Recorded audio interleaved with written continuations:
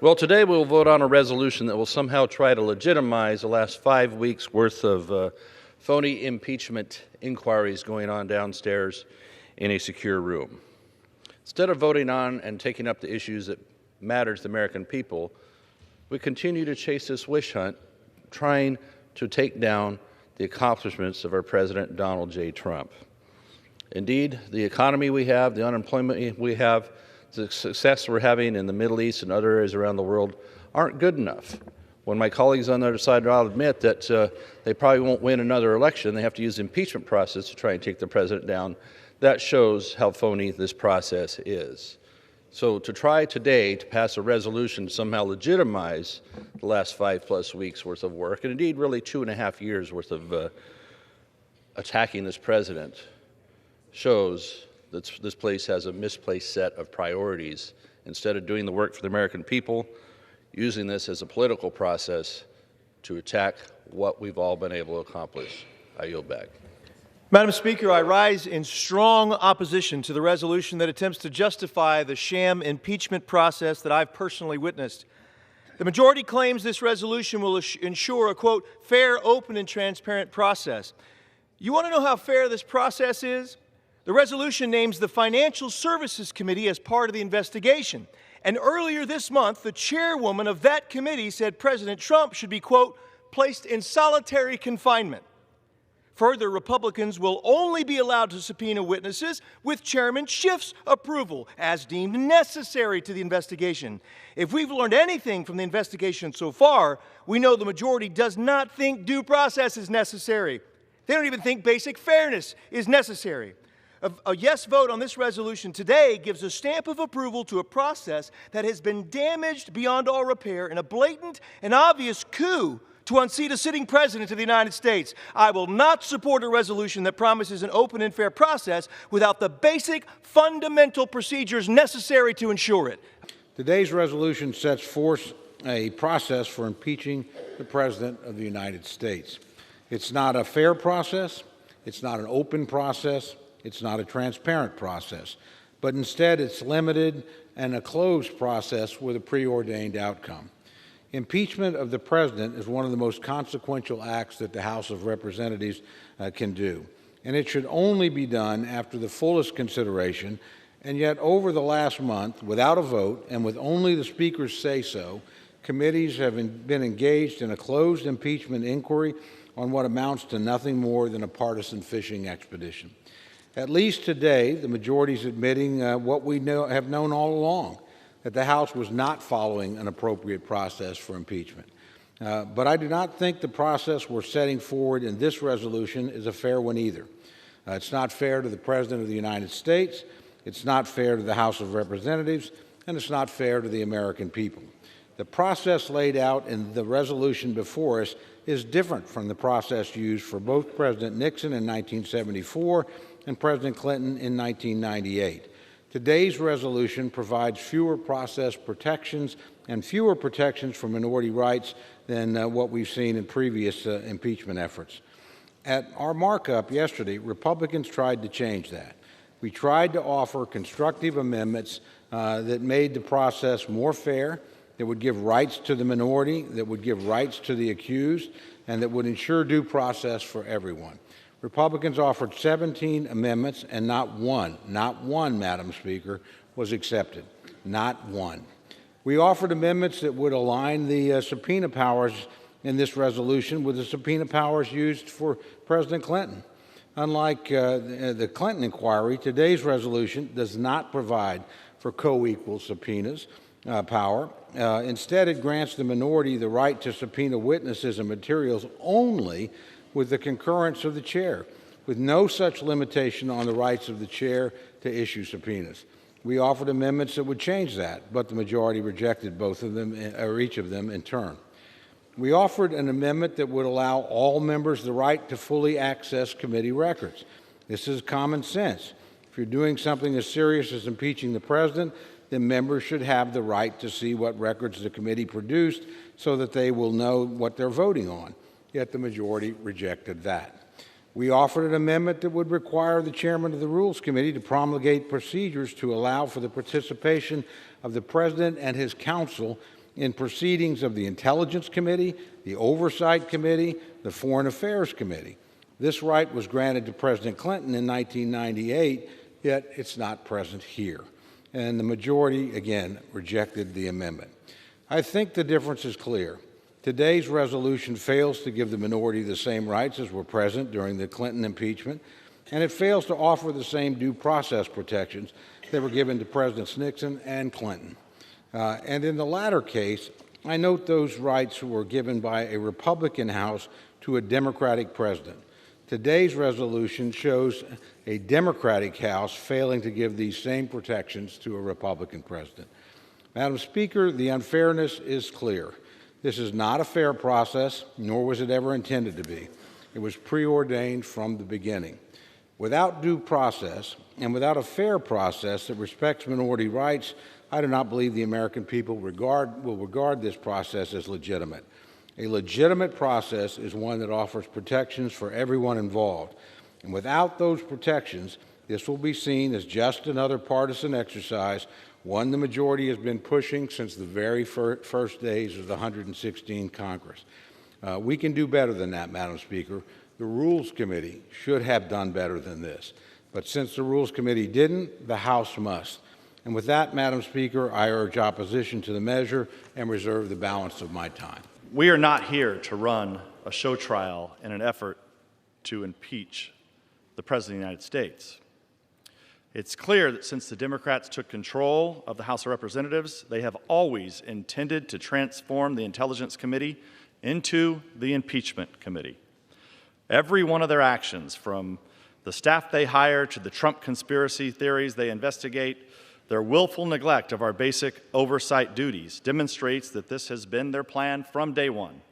And now this is further confirmed by the adoption of these rules, which simply gives the House approval for the Intelligence Committee Democrats to continue pursuing their bizarre obsession with overturning the results of the last presidential election. Nevertheless, after spending 3 years trying to manufacture a crime they can attribute to President Trump, they've come up empty. First, they insisted that the president is a Russian agent.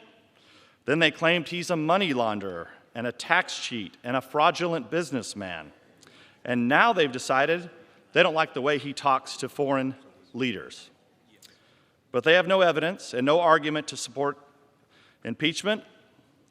All they have is the unconditional cooperation of the media and their advance their preposterous narrative.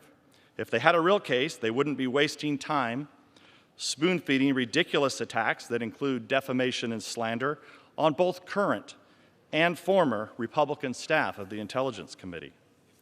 What we're seeing among Democrats on the Intelligence Committee down in the SCIF right now is like a cult.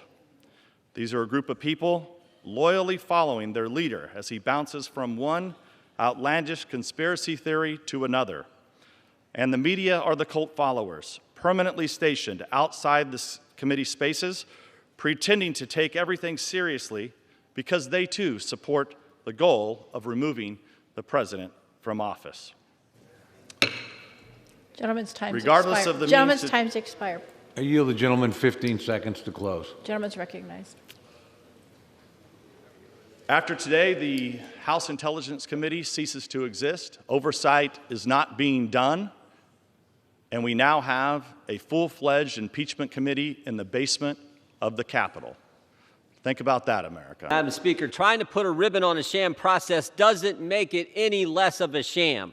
Never forget how this whole thing started. Democrats are trying to impeach the President of the United States 13 months before an election based on an anonymous whistleblower with no firsthand knowledge, who has a bias against the president, who worked with Vice President Biden. The day after the now famous phone call between President Trump and President Zelensky, the so-called whistleblower gets a readout from somebody on that call, writes a memo. In the memo, he uses terms like, this call was scary, frightening. But what does he do? Waits 18 days before he files a complaint. And who's the first person he goes to see, the first people he goes to see in that 18-day time frame? Chairman Schiff's staff. Chairman Schiff staff, 435 members of Congress, only one individual, one member of this body knows who this person is who started this whole darn crazy process. Chairman Schiff. And what's this resolution do? Gives him even more power to run this secret proceeding in a bunker in the basement of the Capitol. This resolution continues the unfair and partisan process. Just 2 days ago, we were prevented from having the witness answer our questions in one of these depositions. And this resolution is going to give more power to the person who made that decision in the bunker in the basement of the Capitol. We are less than 13 months before the next election. Americans understand that this is unfair. Americans get fairness. They instinctively know this is an unfair and partisan process. They will see how unfair and partisan it is today when the vote happens on the floor of this House. We can do a lot better than this. We can do a lot better than this, and the American people see through it. I urge a no vote on this resolution, and I thank the gentleman on the Rules Committee for his work and his leadership. With that, I yield back. No matter what is said by the other side today, this is a dark day, and a cloud has fallen on this House. It has been falling for 10 months, and it is showing itself today. What we're seeing is this. If the gentleman who is a friend of mine from the Rules Committee would actually want to talk about, are these the same rules as Clinton and Nixon, then we would have had a much longer period of debate, because he knows and I know it is not. There are similarities, some better, some not, but they are not the same. Let's get that out of the way first. The problem I'm having here is the resolution before us today is not about transparency, it's about control. It's not about fairness, it's about winning. It's about following the facts. This resolution is about delivering results. You know how I know this? Because the resolution gives no proper way for how these abilities or transferring of documents from the Intel Committee to Judiciary Committee will happen. Doesn't even give a time frame. And I've heard a lot of discussion today about maybe we didn't know how to properly ask last night in Rules Committee. I'll guarantee you my staff and I know how to properly use Rule 11-2E to ask for information. And we're told yesterday by a committee, one of the committees, that we couldn't have access to it because the parliamentarians said we couldn't. That's just false and needs to stop. This House is developing and shredding procedures every day. And if members of the minority or the majority cannot have the rights that they are given, then we're in a sad situation. And in fact, the haste to put this together, they didn't even exempt, as was done in Clinton and Nixon, the Rule 11-2E, they didn't even exempt it out. Even in those two impeachments, it was known that maybe we don't let every member come see this while this is going on. We didn't even exempt it during this time. We were so hurried to impeach this president, we don't really give a darn about the rules. But here's my biggest concern. As ranking member of the Judiciary Committee, I have a question. We've been here 200 plus years as a committee, and our committee has been neutered. Our committee who handles impeachment, we're the reason in that committee, that's our jurisdiction. We have been completely sidelined. Our chairman and others have been sidelined, so I have been sidelined. It is so bad that they had to have the Rules Committee write the presidential due process and give it to us. This is not right. I wish... I have another 30 seconds. Yield the gentleman an additional 15 seconds to Gentleman's close. recognized. I do not know what happened to our committee, but we still exist. Due process only kicks in at judiciary for the president. It does not kick in the closed-door secret hearings of Adam Schiff. This is a travesty. No one should vote for this. This is a sad day. The curtain is coming down on this House because the majority has no idea about process and procedure. They're simply after a president. Yesterday, Rules Committee reported an impeachment resolution that was hastily drafted without Republican input and just 24 hours notice for review. Last night, we offered on the Republican side 17 amendments. Unsurprisingly, none were adopted. Despite assurances that all members will have access to materials supporting the articles of impeachment, to date, Chairman Schiff has ignored 72 bipartisan requests to view Ambassador Volker's transcript. But pursuant to Rule 11, Clause 2E2, committee records are the property of the House, and thus members of the House should have access. Last night, the Rules Committee, it was stated that perhaps Republicans were not requesting the information at the right time. So you have to ask, when is the right time to ask to view our own House records? Republicans requested an authorizing vote, and now we will have one. However, this process has not been open and transparent, and it diverts from precedent set in the two most recent presidential impeachment investigations. As a result, this investigation will be conducted with no minority input. A presidential impeachment investigation is a national trauma. All members must take this constitutionally vested power seriously, and Americans deserve to be represented in this process. Unfortunately, neither serious nor equal consideration nor full access to records appear to be criteria under which the Democrats are willing to conduct this investigation. That is a shame, and it renders this process a sham. I yield back. To quickly respond to my friend, Mr. McGovern, we're debating process here because that's what this is. This is a process resolution to impeach the President of the United States. You didn't accept a single amendment last night. You didn't confer with us when you did it, so that's why we're talking process. It's an unfair process. With that, I yield to my good friend and fellow member of the Rules Committee, distinguished lady from Arizona, Ms. Lesko. 2 minutes. How much Madam time? Gentlelady is recognized for 2 minutes. Thank you, Madam Speaker. I thank Representative Cole for yielding. This impeachment process is a total sham. This resolution, which seeks to legitimize it, misleads the American public. Section 2 of this bill is titled, "The Open and Transparent Investigative Proceedings by the Permanent Select Committee on Intelligence." But the process set forth in this resolution is far from open and far from transparent. In fact, it is the exact opposite. The resolution continues the closed-door meetings that blocks entry to members of Congress and prohibits the president's due process rights. And it merely authorizes, but does not require Chairman Schiff to make transcripts public. Last night, Republicans offered 17 amendments to add some fairness into the process, but Democrats rejected them all. I had an amendment to ensure minority witnesses could call an equal number of witnesses as the majority. Democrats said no. I had an amendment to require the Intel chairman to turn over exculpatory materials to the Judiciary Committee. Democrats shot it down. I had an amendment to give ranking members of the same authority as chairman to submit materials to the Judiciary Committee. Democrats rejected that too. The process set forth by this resolution violates basic standards of fairness. I urge opposition to this resolution, and I yield back the balance of my time. Madam Speaker, we have heard a lot this morning already, a desire, a desperation almost on the part of my colleagues on the other side of the aisle that the nation take this body seriously.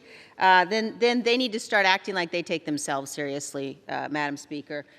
When we are here gathered discussing this most grave and solemn obligation we have, addressing impeachment, we know, Madam Speaker, what a serious process would look like. We have seen it before. We have seen members on both sides of this aisle in the past, when we've been engaged in the impeachment of a president, act in a way that is serious, reflects the dignity of this body, and reflects the importance of the Constitution.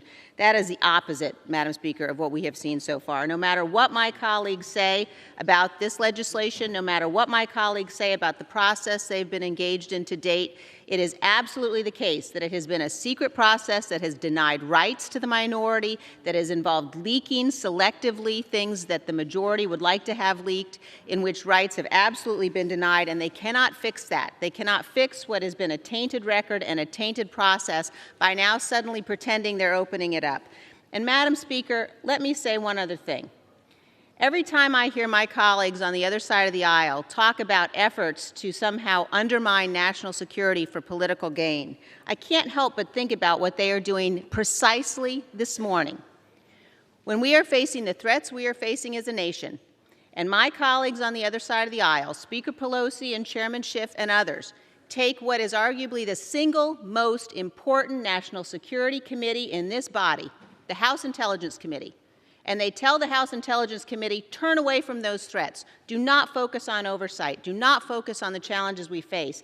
And instead, we are going to consume you in a political, partisan process to impeach the President of the United States. Madam Speaker, my colleagues on the Democratic side of the aisle will be held accountable by history for what they are doing. Yield the gentlelady an additional 15 seconds to close, Madam Speaker. They will be held accountable by history for what they are doing. They have absolutely no right to talk about threats to this nation if they are diverting the full attention, resources, and focus of the House Intelligence Committee onto a sham political process run by Chairman Schiff and Speaker Pelosi. I urge my colleagues to oppose this resolution, and I yield back. The impeachment and removal of the President is a serious matter.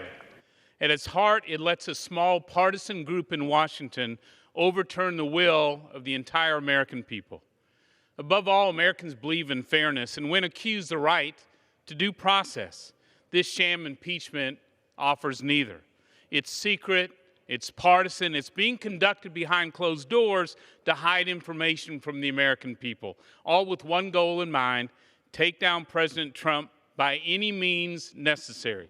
I will not legitimize this unprecedented and unfair charade with this vote today.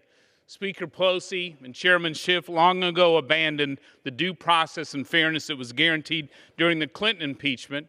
I know because I was here in Congress for it. There is simply no cause for this impeachment inquiry, none, and it's shameful to create a constitutional crisis for purely partisan reasons. I yield back. What began with a rallying cry of "we're going to impeach," the expletive deleted, to a crowd of liberal activists and young children by my colleague from Michigan on the very first day of this new Congress, is now the majority's flagship initiative. What a shame and what a waste of time in the people's house. My view, our president was doing his job, ensuring that if taxpayer dollars from my constituents and yours was going to the other side of the world, that it would be paired with a commitment to crack down on corruption at all levels, no matter who someone's daddy is or what their political ambitions are. I think we all know that this was inevitable. From the moment Donald J. Trump was elected, the ends of harassment and impeachment have just been waiting for the means, and they think that they found them. They're wrong. There is, however, one small measure we can take as one house to bring a shred of dignity to these disgraceful proceedings. I can stand and be counted. We can stand and be counted one by one and announce our yea or nay with a vote by a call of the roll. To that end, Madam Speaker, I have a parliamentary inquiry. Gentlemen's time's expired. Thank you, Madam Speaker. I would also argue that Article 1 does not say you can do whatever you want to do. And the Constitution says that, and our founding fathers said that as well.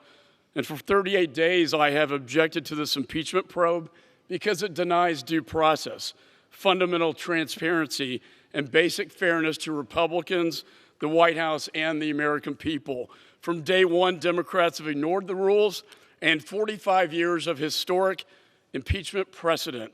Without any authorization, Adam Schiff has conducted a secret probe outside of his committee's jurisdiction. He has blocked us from calling our own witnesses. His witnesses are being interviewed behind closed doors in the most secretive room in the United States Capitol. That is not democracy. He has muzzled Republicans. I've been in the room, placing a gag order on depositions while leaking cherry-picked facts to the press. He refuses to even allow us to read the transcripts without being babysat by a Democrat staffer. He's refused to let us hear from the most important witness who brought this entire thing, the whistleblower. He has barred White House counsel from any participation. And now, 38 days into the Democrats' rush to impeachment, Speaker Pelosi claims she wants to establish rules and transparency. You cannot make your game fair by allowing the opposing team onto the field at the 2-minute warning. The bipartisan precedents from Nixon and Clinton still must be followed, and they are not being followed under this resolution. The White House counsel remains shut out of this process. This is unacceptable. Only 3 times in our nation's history has Congress exercised its grave power of impeachment. Our founding fathers in Federalist Papers number 65, Alexander Hamilton, warned us of abusing this power because they saw a future Congress abusing it. Gentlemen, an additional 15 seconds to close, Madam Speaker. They foresaw a Congress at one point in history abusing this process for partisan political gain. So instead of overturning an entire election with a partisan weapon, we should just allow the American people to vote. Gentleman's time's expired. With that, I yield back. I've heard today how much my colleagues on the other side wish to make this an open, transparent process, and this is for we the people. And I would really like to believe that. And yet, after they introduce the resolution, they have another week's full of hearings behind closed doors, and they schedule another week's full of hearings behind closed doors. If this is about transparency, then open it up. If you want the American people to see it, open it up. Give members access to the transcripts. Let the media into the room. Let us participate. Failing to do so denies transparency, gives the lie to what you're saying. Madam Speaker, I rise in strong opposition to this resolution. Unfortunately, we've seen since the day that President Trump was inaugurated, there have been some people that made it public that they wanted to impeach him. Not because there are high crimes and misdemeanors, which is the constitutional standard, but just because they don't agree with the results of the 2016 election. That, Madam Speaker, is not why you impeach a president. There is precedent. This has only happened 3 times in the history of our country. Every time it not only started with a full vote of the House, but it also started with actual fairness. We're not getting that fairness today. When you look through this resolution, in multiple places, it gives veto authority by the chair to literally reject any witness that's brought forward by the minority. So no rights for the minority unless the chair so designates. In fact, in this resolution, it allows the chair to veto even the ability for the president to have legal counsel in the room. If the chair chooses at his whim, they can literally kick out the president's legal counsel. This is unprecedented. It's not only unprecedented, this is Soviet-style rules. Maybe in the Soviet Union, you do things like this, where only you make the rules, where you reject the ability for the person you're accusing to even be in the room, to question what's going on, for anybody else to call witnesses, when only one person has the right to call witnesses. And as we saw just the other day, the chairman was literally directing the witness to not answer certain questions by the Republicans. What kind of fairness is that?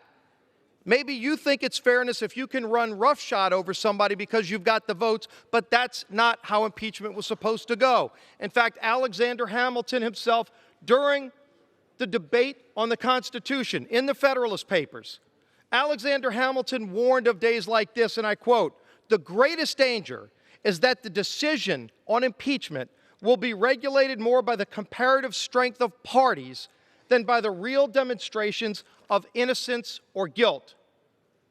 Alexander Hamilton warned about days like today. This is not what we should be doing. Clearly, when you ask the American people who know that they're paying higher drug prices, and they see that there's legislation, bipartisan legislation to lower drug prices, that won't come to this floor because of the infatuation with impeachment. We don't even have a bill to formally pay our troops and make sure they have the tools they need to defend this country because there's such an infatuation with impeachment. Madam Speaker, when you look through this resolution and you see how one-sided, how Soviet-style this is running, this is the United States of America. Don't run a sham process, a tainted process like this resolution ensures. It ought to be rejected, and I think you'll see bipartisan rejection of this resolution, and I yield back the balance of my time. Madam Speaker, I yield myself such time as I may consume. Gentleman's recognized. Thank you, Madam Speaker. Madam Speaker, if we defeat the previous question, I will amend the resolution to ensure transparency for the American people. My amendment will do 3 very simple things. First, it will require the chairman of the Permanent Select Committee on Intelligence to publicly release the transcripts of all depositions and interviews in a timely manner to allow any necessary redactions to protect classified or sensitive information. My colleagues on the other side have been operating in secret and behind closed doors. They've been violating standing House rules by preventing member access to documents, let alone sharing anything with the people that elected them to serve. Second, my amendment requires the Intel chairman to transfer all records or materials, including exculpatory records or materials, to the Judiciary Committee. The chairman is instructed to again make the necessary redactions to protect any classified or sensitive information. In contrast, the Democratic majority's resolution lets the chairman choose what information he will share. And finally, my amendment requires the Intelligence Committee's records and reports, as well as any material received from any other committee involved, be made available at least 72 hours prior to the Judiciary Committee considering any articles of impeachment or other recommendations. The resolution before us today does absolutely nothing to guarantee that the American people will see this vital information. The procedures my Democratic colleagues set up for this impeachment inquiry are fundamentally unfair and fundamentally partisan. They reject due process, they reject minority rights, and they reject adequate public disclosure. The American people will not respect the process. That's not fair, Madam Speaker. I urge the House to reject this measure, and I urge the House to insist on bipartisan procedures that respect the rights of the minority and the right of due process.